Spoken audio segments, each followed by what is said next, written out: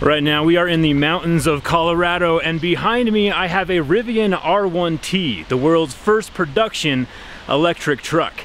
I will tell you everything you need to know about this vehicle after we finish climbing this mountain. Let's get started.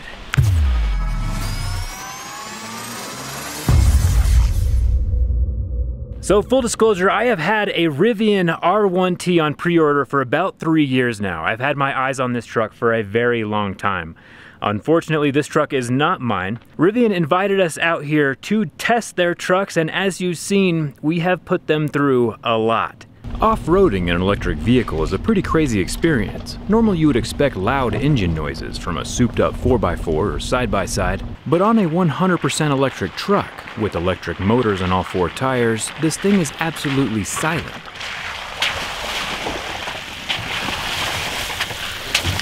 So normally I drive a Toyota Tacoma with the off-road package, very capable machine, but even with the off-road package, I would be nervous taking it on this road. Look at this.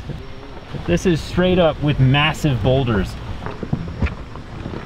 The nice thing about this electric truck is that there is no differential holding down to reduce my ground clearance.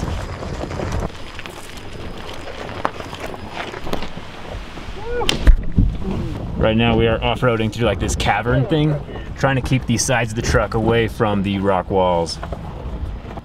Oh, this is cozy. Look at that.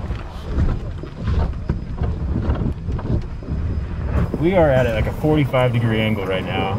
Good thing we folded in the mirrors. You can see we've totally folded them in. I'm really glad that Zach is driving. There's the wall. I don't think my Tacoma could do this, to be honest. And the crazy thing is, like, it is so quiet. That is crazy. You don't hear the engine revving up. Wow, that was crazy. Now we're leading your way. Oh, this is nuts. It's a little bit hard to keep momentum, but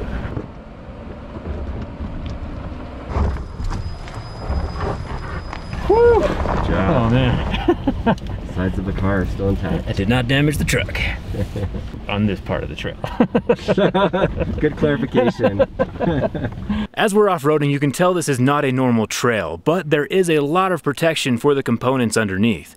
We have carbon protecting the motors and the suspension, as well as a metal protective cover for the battery, which is super important because these boulders are massive. Combined, the dual front motors have 413 pound-feet of torque, while the 2 rear motors have 495, for a combined over 900 pound-feet of torque. Very impressive. And they are totally quiet.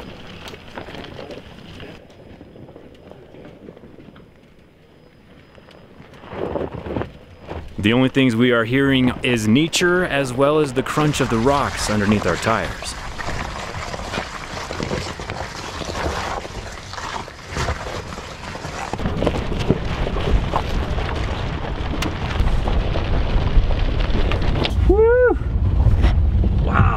The Rivian R1T does have a front trunk, you know, cargo space where the gas-powered engine would normally be. And normally, with a gas-powered vehicle, the hood being open would be a sign of distress, but here with Rivian, having the hood open just means you're having a good time and accessing the stuff you brought with you along the trip. So we're going down kind of a steeper stretch right now, and instead of, like in a gas-powered vehicle, you would let the engine compression kind of slow you down instead of riding the brakes the whole way. But in this electric Rivian, I'm able to use the regenerative braking to slow me down in the exact same way. So I'm not riding the brake, and the regenerative braking is actually adding power back into my battery. The electric motors are acting like generators when we go downhill, so we will have more fuel or battery life at the bottom of the hill than we had when we started at the top. Using the weight and momentum of the truck to charge up the battery while going downhill basically gives us free energy. The Rivian has a range of 314 miles on a single charge, which is good since there is currently no charger in sight. It has a 0 to 60 mile per hour in just 3 seconds, which is also pretty fantastic. Now instead of buying a sports car for a midlife crisis, we can get faster acceleration in a new electric truck, and then get right back to working with it for the next 50 years, cause retiring is something only our parents get to do. All these Rivians are made right here in the USA. The Rivian has an independent four-wheel air suspension system which controls the ride height, while a hydraulic roll control and damper system helps control the body on and off road. And as you can see, it's doing a pretty good job. Very quietly. The entire system is electronically controlled with accumulators that act as remote reservoirs for the hard hits.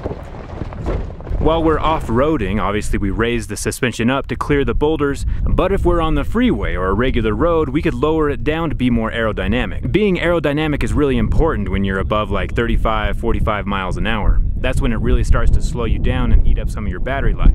And being lower to the ground decreases the wind. So it's nice to have both options. So right now we're about to go up a pretty steep incline, and we're gonna turn on the front cameras, which are right here, so we can see what's going on right in front of the vehicle. So as we crest this hill, we'll know what's on the other side. It's hard to tell on camera how steep this is, but seriously, it is steep and rocky. Can't even see the road in front of us. There we go, but now we can. You can see the screen, but we can't see the road in front of us. It's so shaky. Okay, there's a, yeah, don't go off that cliff. Yeah, there's a cliff. Good thing we had the camera. If that clip makes the video, I have the best steady hands in the world.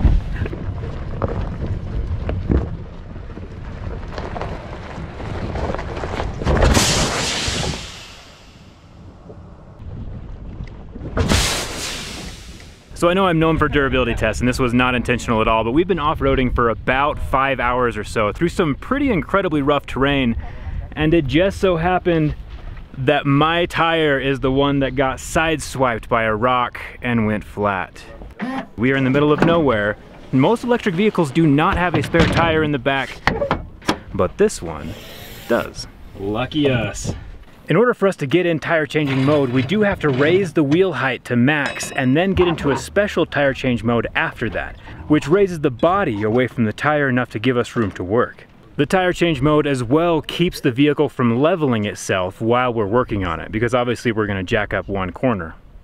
That's not a wimpy spare. This is a full-size, ready-to-rock, off-roading spare tire. That's a nasty gash in the sidewall. Oh man. Double Velcro straps. Man, this is more of a tour than we ever anticipated today. Wait, don't we need to jack it up first? No, you have to break these lugs. Oh. This is why I'm changing the tire down. So when changing your tire, if you jack the truck up first and then break the lugs, the tire will just spin.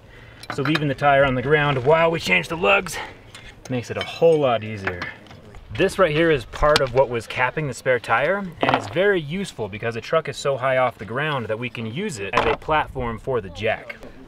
And then down here, we have to find a spot to mount to the frame. Pop this piece of plastic out. It'll just dangle down. Set this, and it's super nice because we're on a sandy road right now, so it'll give it something to press on, as well as this block.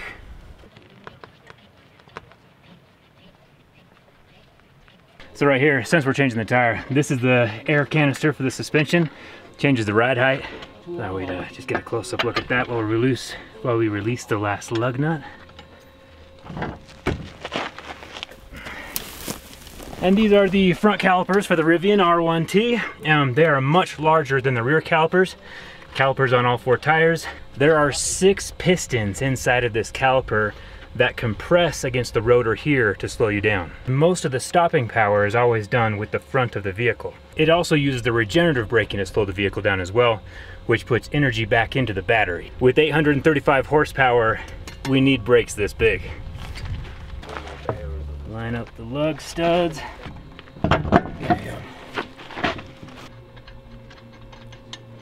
So all the lugs are hand tight, and then we can drop her down.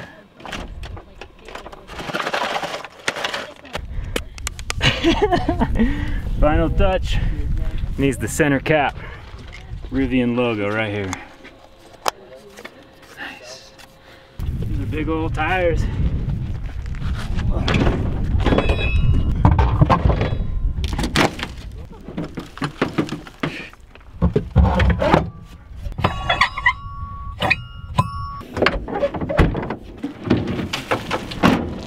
check out that rock. This edge is what got it right there. At least it was a big rock. If we did need to air up the spare tire, you know, after they've been around for a while, they kind of air down. The Rivian R1T does have a built-in air compressor. Our tire is brand new, so we don't need to fill it up, but this guy right here is the air compressor. Now it's back to driving.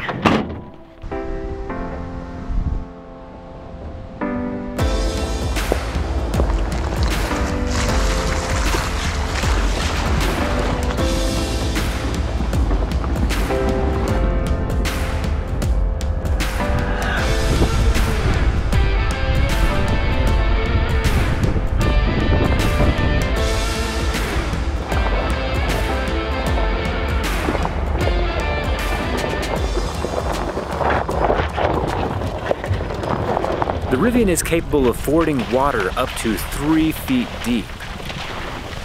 Obviously, we don't have any 3 feet deep streams around here. The motor and batteries are sealed and protected. It's nice knowing everything's watertight. Check this out. All these people right there is detecting everybody. It's like a little dance party with little digital people. What? That's awesome. And now it's time to talk about the specifics of what the truck has and what the insides look like. Since this is an electric vehicle, I think it's only fair that we talk about power first. So obviously we have electric motors on all 4 tires and the battery right here in the center, which makes the whole truck have a super low center of gravity. But with all of that battery power, we do have extra power outlets right here. We have 2 in the back. One right here in the gear tunnel, which I'll talk more about in a second. And a third 110 volt right there underneath the center console in the back. Which is nice because Rivian has positioned this as an adventure vehicle. You know, a vehicle that you take on adventures, and having electricity is pretty cool. While we're back here at this storage tunnel, this opens up to allow a bunch more cargo space inside, and actually opens all the way through the vehicle to the other side.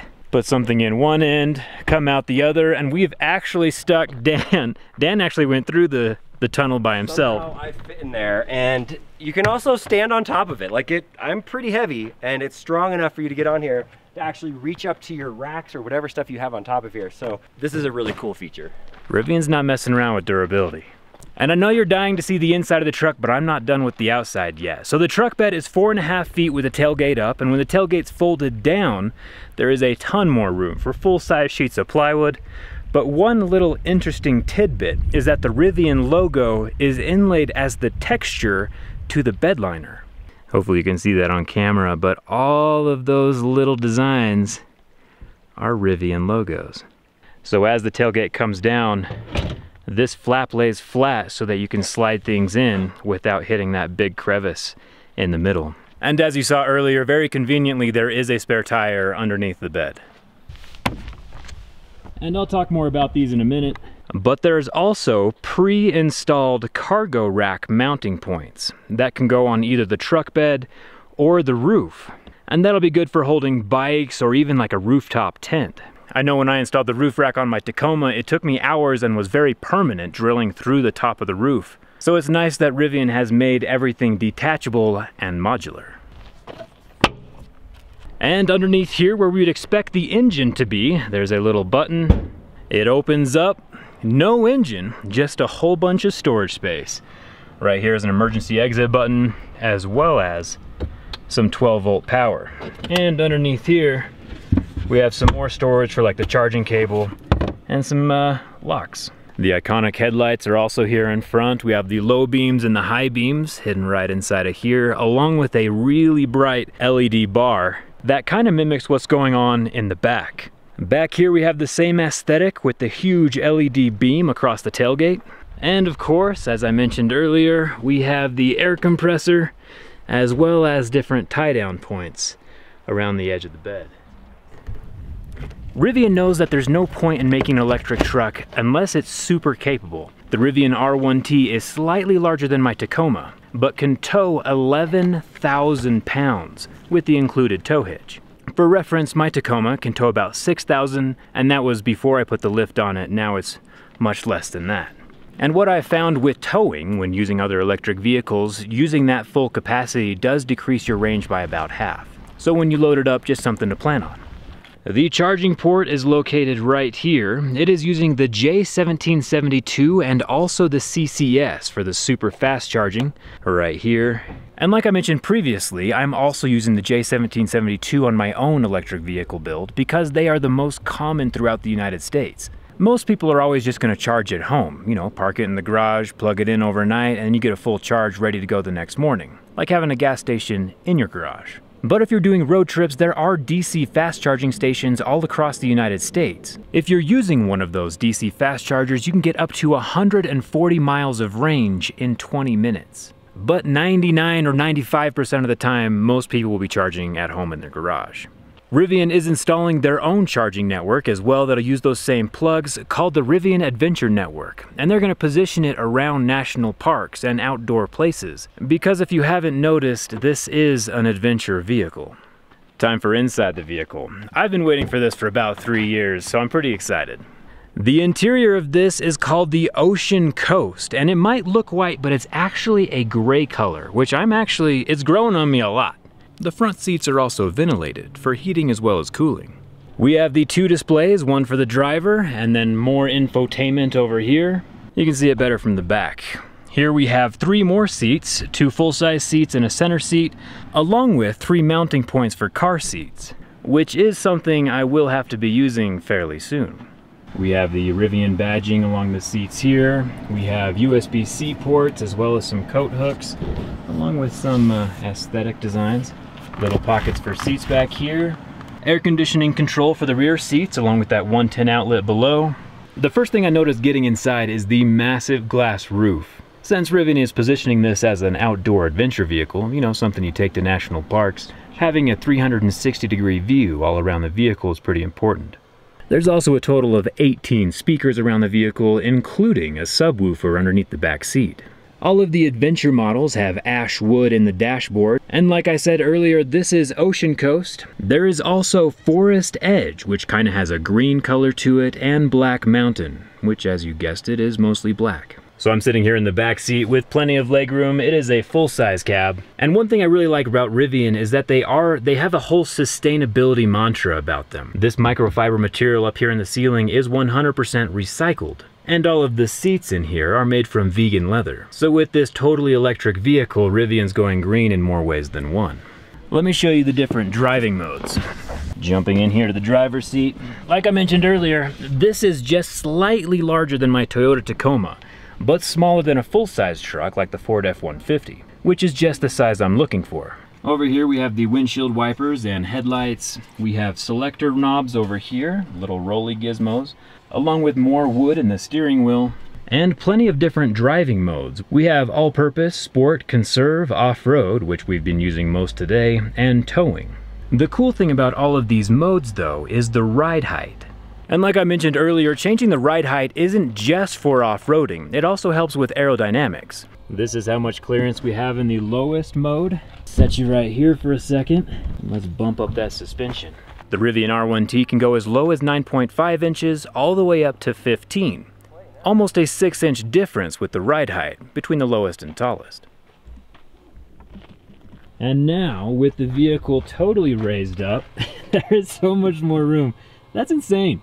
It's like installing a lift on your vehicle in a minute instead of an entire day. I get everything I wanted with my Toyota Tacoma that took me a long time to install and modify from day one with the Rivian. And there's 2 more little Easter eggs that I want to show you. If you're not convinced yet, these will probably do it. So obviously we have the keys right here. There's a fob, a key card, and there's also an adventure bracelet. But down here, there is a Bluetooth speaker that comes with the truck. An adventure vehicle with adventure tunes. As a side note, every time you lock and unlock the vehicle, it makes a little bird chirping noise. Talk about going back to nature. And last but not least, there are 7,776 batteries, cylindrical cells underneath this Rivian. The 7,777th is right here in this flashlight with 1,000 lumens. Incredibly bright. and useful. And there we have it, the Rivian R1T. I've been in a lot of electric trucks, the Cybertruck, the new electric Hummer, and if I had to pick one electric truck that was my absolute favorite, it would be this one. The size is right, the specs are right, and the off-road capabilities are very impressive. There are a couple things that I wish it did have though. One, the vehicle-to-grid technology that we're gonna see in the Ford F-150, as well as vehicle-to-vehicle charging. I think those two things are a game changer. The nice thing though about electric vehicles is that a lot of that stuff can be done with updates over time. Of course, that's never necessarily a guarantee with this, but I know that they are implementing something called Tank Turn, which turns all 4 tires. That's gonna be an over-the-air update pretty soon. Either way, I am very excited about what the future holds. Will I go through with my pre-order? I'm not totally sure yet. I gotta talk to the wife first, but you can bet I'll be thinking about it every day. Let me know what you think of the Rivian R1T down in the comments. I'm curious to hear your thoughts. Come hang out with me on Instagram and Twitter. And thanks a ton for watching. I'll see you around.